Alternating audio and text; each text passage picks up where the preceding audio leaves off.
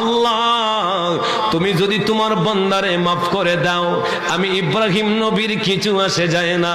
তুমি যদি তোমার বান্দারে শাস্তি দাও, তাহলে আমি ইব্রাহিমেরও কিছু আসে যায় না। নবী গো, কেন আপনি কান্দেন ইয়া রাসূলুল্লাহ? নবী বলেন, ও সাহাবীরা, ইব্রাহিম নবী উম্মতকে দুই ভাগ করে দিয়েছে, ঈসা নবী উম্মতকে আল্লাহকে দিয়ে দিছে, এই জন্য আমি কান্দি রে।